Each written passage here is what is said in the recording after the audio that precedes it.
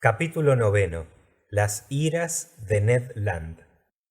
Ignoro cuánto duró aquel sueño, pero debió ser muy prolongado, puesto que reparó completamente nuestras fatigas. Me desperté el primero.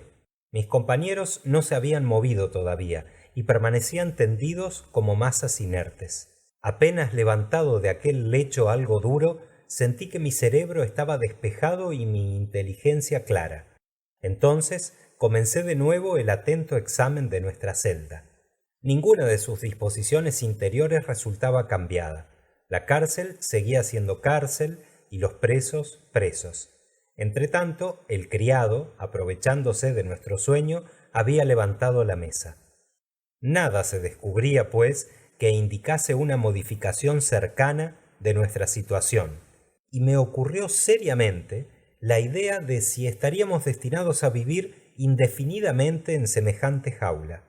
Me pareció esta perspectiva tanto más penosa cuanto que, si mi cerebro se hallaba libre de las preocupaciones de la víspera, sentía una opresión singular en el pecho. Aunque ancha la celda, era evidente que habíamos consumido en gran parte el oxígeno que contenía. En efecto, cada hombre gasta en una hora el oxígeno encerrado en 100 litros de aire, y este aire, cargado entonces de una cantidad casi igual de ácido carbónico, se hace irrespirable. Era urgente, pues, renovar la atmósfera de nuestra prisión y sin duda también la de todo el barco submarino.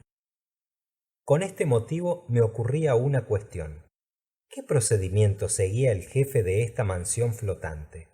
¿Obtenía el aire por medios químicos, desprendiendo por el calor el oxígeno contenido en el clorato de potasa y absorbiendo el ácido carbónico con la potasa cáustica? En este caso, debía haber conservado alguna relación con los continentes, a fin de proporcionarse las materias necesarias para esta operación.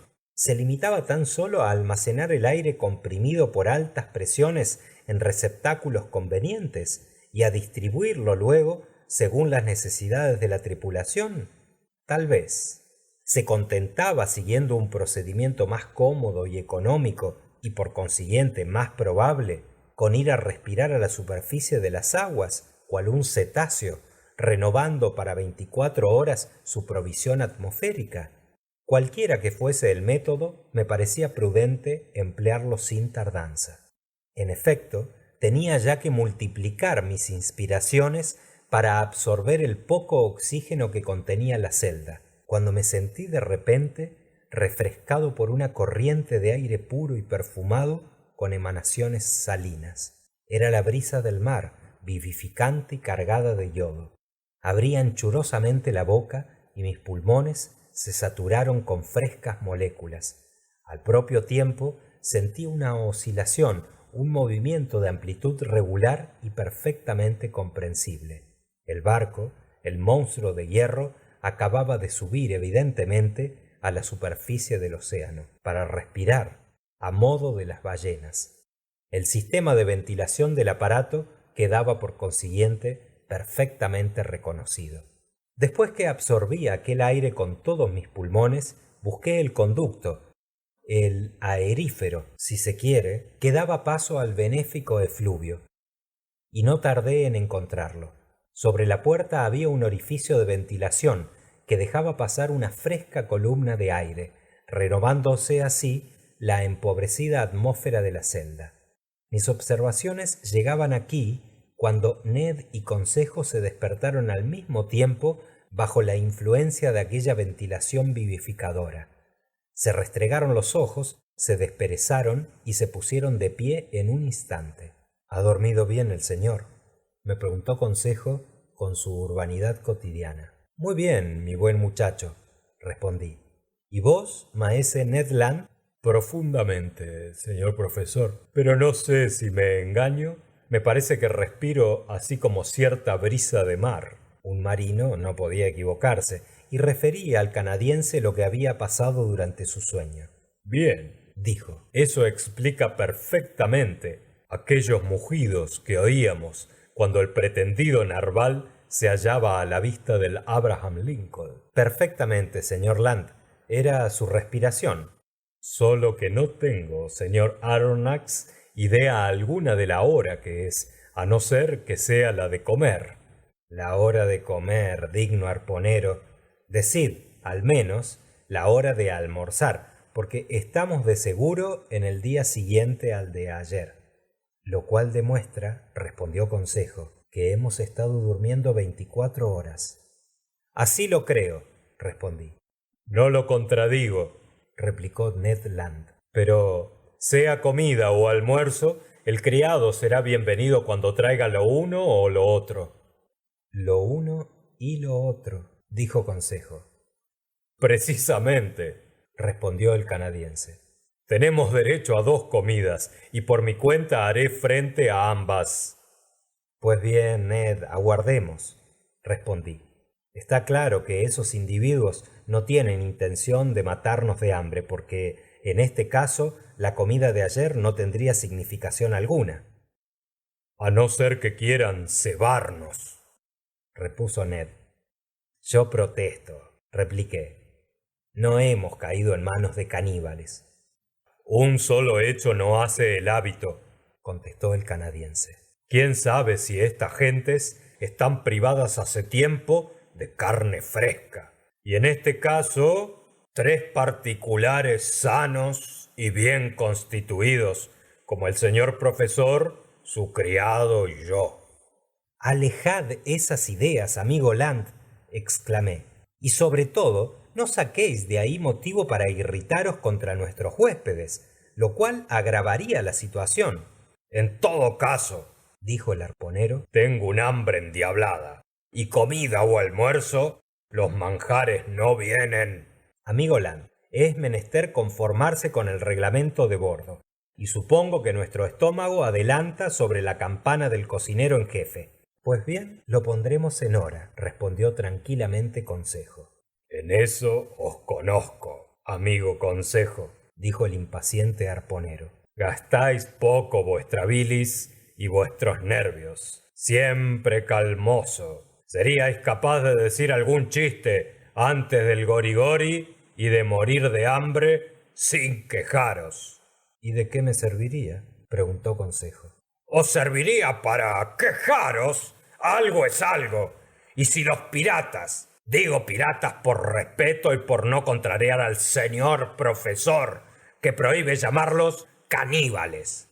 Si esos piratas se figuran que van a guardarme en esta jaula donde me ahogo, sin aprender con qué especie de ternos sazono yo mi acaloramiento, se engañan. Vamos, señor Aronnax, hablad con franqueza. ¿Creéis que nos van a tener mucho tiempo en esta caja de hierro? A decir verdad, no tengo mejores noticias que vos, amigo Land. Pero, en fin, ¿qué suponéis? Supongo que la casualidad nos ha hecho dueños de un secreto importante.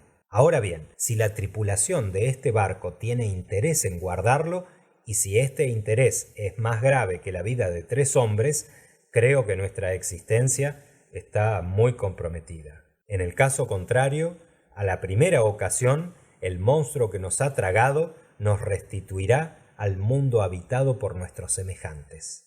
A no ser que se nos reclute para la tripulación, dijo Consejo, y nos guarde así. Hasta el momento, replicó Ned Land, en que alguna fragata más rápida o más hábil que el Abraham Lincoln se apodere de este nido de filibusteros y envíe a su tripulación y a nosotros a respirar por última vez en la punta de su verga mayor. Bien pensado, amigo Land, dije yo, pero todavía no nos han hecho proposiciones de ese género. Inútiles, pues, que discutamos el partido que debamos tomar en caso necesario. Os lo repito, aguardemos, tomemos consejo de las circunstancias y no hagamos nada, puesto que nada hay que hacer. Al contrario, señor profesor, respondió el arponero, que no quería abandonar la discusión. Es menester hacer algo. ¿Y qué, señor Land? Escaparnos. Escaparse de una cárcel terrestre suele ser difícil, pero de una cárcel submarina, eso me parece absolutamente impracticable. Vamos, amigo Ned, dijo Consejo, ¿qué responderéis a la objeción del señor? Yo no puedo creer que un americano tenga nunca sus recursos agotados. El arponero, visiblemente contrariado, callaba. Una fuga en las condiciones en que la casualidad nos había colocado era absolutamente imposible, pero un canadiense es medio francés y Ned Land lo demostró bien con su respuesta. Así pues, señor Aronnax, repuso después de algunos momentos de meditación, ¿no acertáis lo que deben hacer unas personas que no pueden escaparse de la cárcel? No, amigo mío. Pues es muy sencillo. Es menester que se compongan de modo que puedan escaparse de la cárcel. No, amigo mío. Pues es muy sencillo. Es menester que se compongan de modo que puedan quedarse en ella. Diantre que sí, exclamó Consejo. Siempre vale más quedarse dentro que encima o debajo. Pero después de haber echado afuera a los carceleros, llaveros o guardas, añadió Ned Land. ¿Cómo? ¿Os ocurre seriamente la idea de apoderarnos de este barco?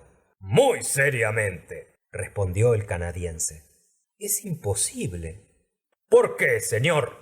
Puede sobrevenir una ocasión favorable y no veo qué es lo que podría impedirme aprovecharla. Si no son más que unos 20 hombres a bordo de la máquina, no nos harán retroceder, supongo. Era mejor admitir la suposición del arponero que contradecirla, así que me limité a responder: dejemos venir las circunstancias, señor Land, y veremos. Pero hasta entonces os ruego que contengáis la impaciencia. Solamente se puede obrar por astucia, y no será acalorándoos como daréis lugar a ocasiones favorables. Prometedme, pues, que admitiréis la situación sin encolerizaros demasiado.